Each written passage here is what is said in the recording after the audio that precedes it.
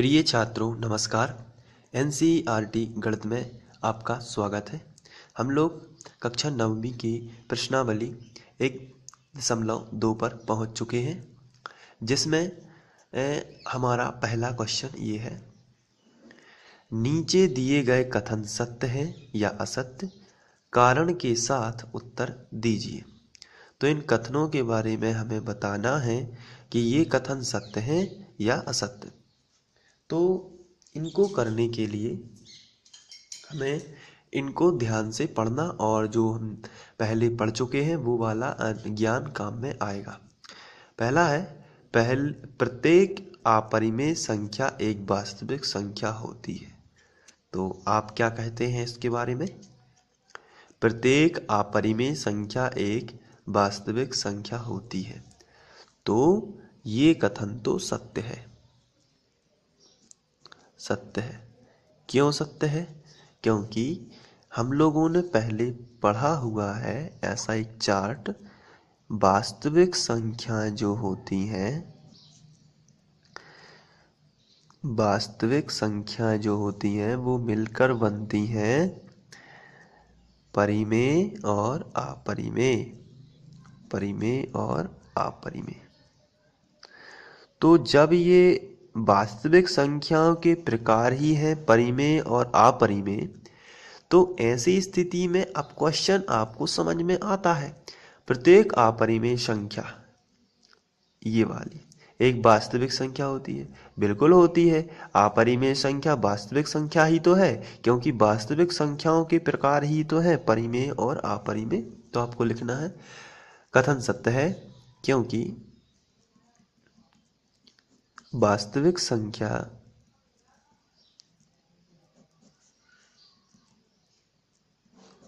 परिमेय और अपरिमेय से मिलकर बनती है। परिमेय और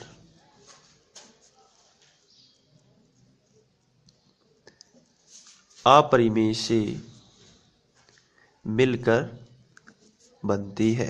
तो ये आपका कारण हो जाएगा।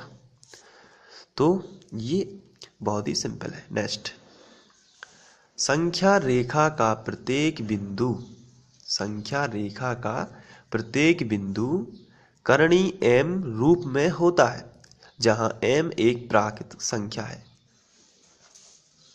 तो यहां आपको संख्या रेखा के बारे में जानकारी प्राप्त होनी चाहिए। ये संख्या रेखा है। इसमें अब क्वेश्चन उनसे पूछा गया है, संख्या रेखा का प्रत्येक बिंदु करणी m के रूप में होता है। तो प्रत्येक बिंदु तो हो नहीं सकता, क्योंकि इस तरफ का यदि करणी m है तो इस तरफ का तो माइनस करणी m होगा। m एक कोई भी संख्या है। m बराबर संख्या रेखा की कोई भी संख्या, संख्या रेखा की कोई भी संख्या। तो जो यदि उन्होंने कहा कि संख्या रेखा का प्रत्येक बिंदु करणी m के रूप में होता है, तो ये बिल्कुल गलत है। क्योंकि करणी यहाँ यदि हम करणी -3 भी तो कर सकते हैं, क्योंकि माइनस भी अंक भी तो ले सकते हैं। तो हम लिखेंगे कि माइनस करणी m भी तो हो सकता है। m का मतलब कोई भी, यहाँ से हम माइनस वाली कोई भी संख्या ले सकते हैं। जरूरी थोड़ी है कि हम करणी m ही लें। करणी m का मतलब करणी 4, करणी 3, करणी 2 ऐसी प्लस वाली संख्या ही लें। तो और उन्होंने ऊपर से ये भी लिखा है जहां m एक प्राकृतिक संख्या है।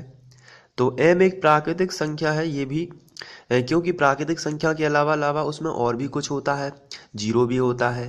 तो यह कथन क्या हो जाएगा? पूरी तरीके से असत्य हो जाएगा। और असत्य, और इसका कारण आपको लिख देना है, क्योंकि माइनस करणी m एक प्राकृतिक संख्या का वर्गमूल नहीं है। वर्गमूल नहीं है, यही आपका कारण हो जाएगा। और माइनस करणी m एक वास्तविक संख्या भी नहीं होती, तो एक वास्तविक संख्या भी नहीं है। ये आपको कारण लिख देना है। इसके बाद आगे बढ़ते हैं। प्रत्येक वास्तविक संख्या एक अपरिमेय संख्या होती है। प्रत्येक वास्तविक संख्या, तो अभी हम लोगों ने पढ़ा हुआ है कि वास्तविक संख्या जो होती है वो दो चीज़ों से मिलकर बनती है, परिमेय और अपरिमेय। अभी हम लोगों ने इसको पढ़ा हुआ है। अब क्वेश्चन बोल रहा है कि प्रत्येक वास्तविक संख्या ये कहलाती है, एक अपरिमेय संख्या होती है। तो बिल्कुल गलत है, क्योंकि वास्तविक संख्या अपरिमेय बस नहीं हो सकती है, परिमेय भी हो सकती है। तो प्रत्येक वास्तविक संख्या एक अपरिमेय बस हो, ऐसा हो ही नहीं सकता, वो परिमेय संख्या भी हो सकती है। तो ये कथन कैसा है? असत्य है, क्योंकि वास्तविक संख्या जो होती है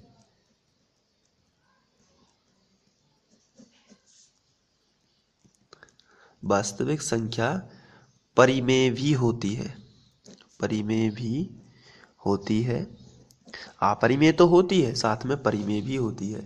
तो इस तरीके से ये क्वेश्चन सॉल्व हो जाता है। नेक्स्ट क्वेश्चन है, क्या सभी धनात्मक पूर्णांकों के वर्गमूल अपरिमेय होते हैं? यदि नहीं तो एक ऐसी संख्या के वर्गमूल का उदाहरण दीजिए जो एक परिमेय संख्या है। तो सभी धनात्मक पूर्णांकों के वर्गमूल अपरिमेय नहीं होते हैं, कुछ के परिमेय भी हो जाते हैं। जैसे एग्जाम्पल, इसका आंसर लिखते हैं डायरेक्ट। इसका जो आंसर होगा, जैसे मान के चलिए करणी 49, करणी 49 में इसका वर्गमूल होता है 7, और 7 एक परिमेय संख्या है, क्योंकि इसके बटे में हम लोग 1 लिख सकते हैं।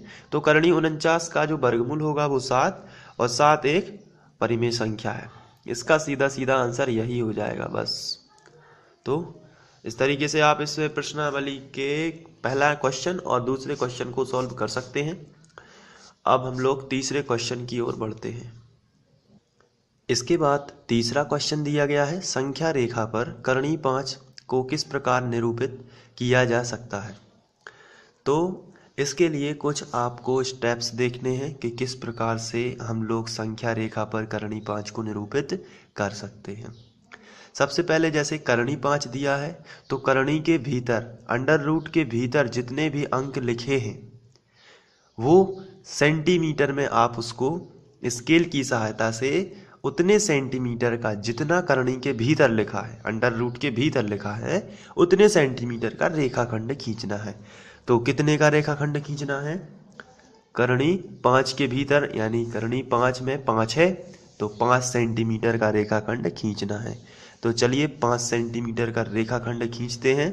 यहाँ नीचे खींचना है, क्योंकि ऊपर पता नहीं रहता है कितने ऊपर तक जाएगा। तो 5 सेंटीमीटर ये रहा स्केल, और यहाँ 5 सेंटीमीटर का रेखाखंड खींचते हैं हम लोग। तो आपको पता ही होगा कि कैसे नापते हैं। यहाँ ये है 0, तो यहाँ बिल्कुल 0 के सामने ही रखना है एक पॉइंट, और ये है 5, तो यहाँ एक पॉइंट रख देते हैं। अब इन पॉइंट को मिला देते हैं, इससे हमारी लाइन बिल्कुल फिक्स ही आएगी। इस तरीके से मिला देना है। तो ये है रेखाखंड। इसको कुछ भी नाम दे सकते हैं आप, PQABCD। मैं यहाँ A और B नाम दूंगा। तो A, और यहाँ नाम दे देता हूँ B। ये है 5 सेंटीमीटर का। इसके बाद आपको क्या करना है कि यहाँ जो B पॉइंट है, B पॉइंट से 1 सेंटीमीटर दूर जाना है, और एक बिंदु और लेना है, लेकिन फिक्स 1 सेंटीमीटर दूर। तो यहाँ पहले तो आपको यहाँ 0 वाला जो पॉइंट दिख रहा है, ये वाला, इस बिंदु पर रख देना है ऐसे, और 1 सेंटीमीटर दूर, और फिक्स 1 सेंटीमीटर दूर जाना पड़ता है। तो यहाँ हम लोग, इसकी प्रोसेस आपको बिल्कुल ध्यान रखनी है, याद ही कर लेनी है। तो ये 1 सेंटीमीटर दूर का ये पॉइंट मैं यहाँ बना देता हूँ। तो ये 1 सेंटीमीटर और हम लोग दूर पहुँच गए हैं, और ये C है। अब ये ए बी है, ये सी है। अब परकाल की सहायता लेंगे और ए सी का मध्य बिंदु खींचेंगे। ए सी का मध्य बिंदु, ए और सी। तो ए सी का जो मध्य बिंदु खींचना है, उसके लिए हमें ए सी, ये पूरी भुजा ए सी है, लेकिन इसका हमें आधे से ज़्यादा ले लेना है, आधे से ज़्यादा ये, ठीक है। इस लाइन की, ए सी लाइन का, ना कि A B, A C line का आधे से ज़्यादा लेना है और ऊपर चाप लगा देना है और नीचे चाप लगा देना है, उतना ही जितना है। आपको देखना है कि ये परकाल आपका सही होना चाहिए और जितना चाप ऊपर लगा है उतना ही चाप को नीचे लगा देना है, इस तरीके से। अब ये चाप लग गया है। आप फिर से इसको प्रेस को देख सकते हैं। जो ये मैंने यहाँ इधर लगाया है, उतना ही चाप आपको यहाँ भी लगा देना है। अब सी बिंदु पर रख के उतना ही जो नपा है उसी को यहाँ से इसको क्रॉस कर देना है और यहाँ से इसको भी क्रॉस कर देना है। तो आप समझ गए होंगे क्रॉस करना है। और यदि क्रॉस आपके नहीं भी करते हैं तो आप पहले वाले चाप को वहाँ से थोड़ा सा बढ़ा देते हैं, इस तरीके से, तो वो क्रॉस हो जाते हैं। अब जिस भी पॉइंट पर ये क्रॉस किए हैं वहाँ आपको मिला देना है, ऐसा।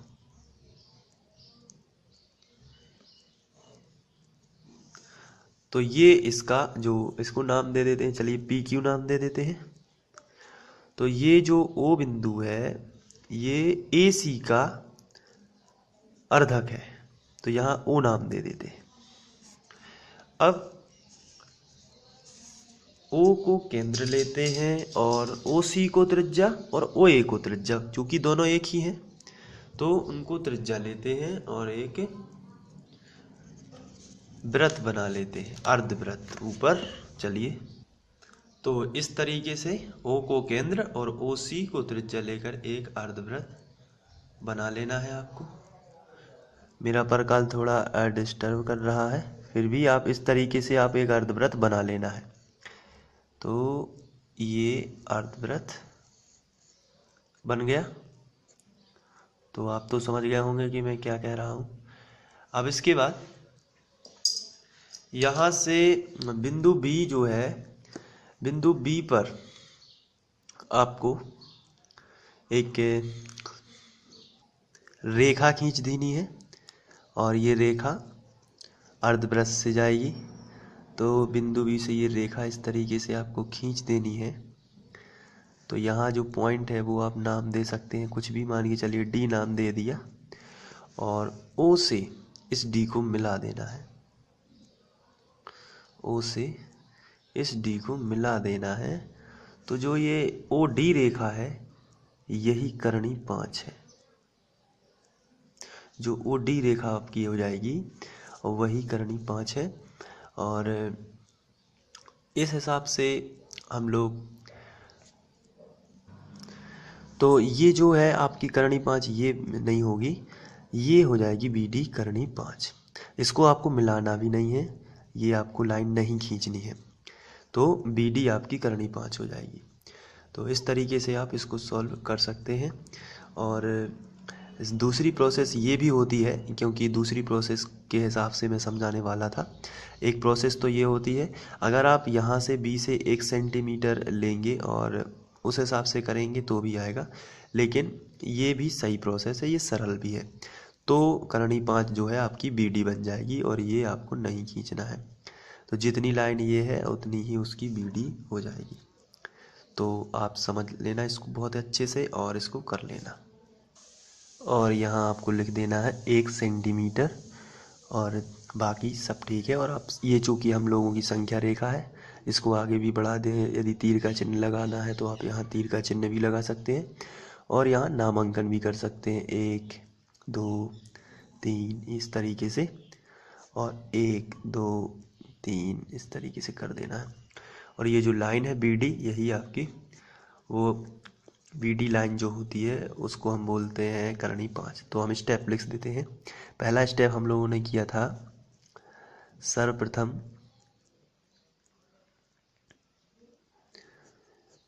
AC बराबर AB बराबर 5 सेंटीमीटर का रेखाखंड खींचा था, रेखाखंड खींचा।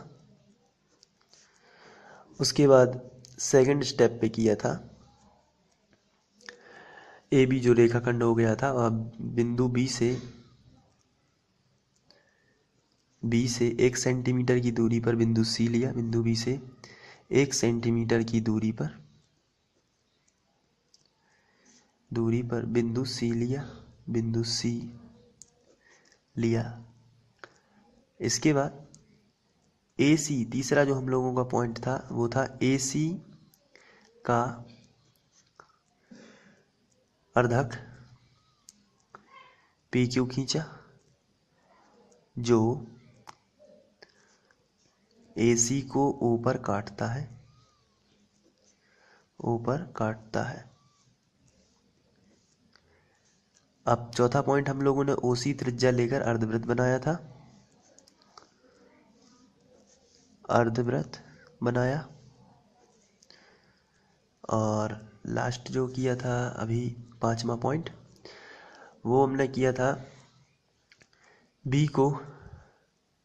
B से एक रेखा खींची, ऊपर की ओर खींची थी, जो अर्धवृत्त पर D बिंदु पर काटती है, अर्धवृत्त को D पर काटती है, D पर काटती है। तो इस हिसाब से जब D पर काटती है तो BD बराबर करणी 5 ही होगा। BD ही क्या है? करणी 5। आपको ये प्रोसेस याद रख लेनी है और ये वाली लाइन आपको नहीं खींचनी है। Thank you.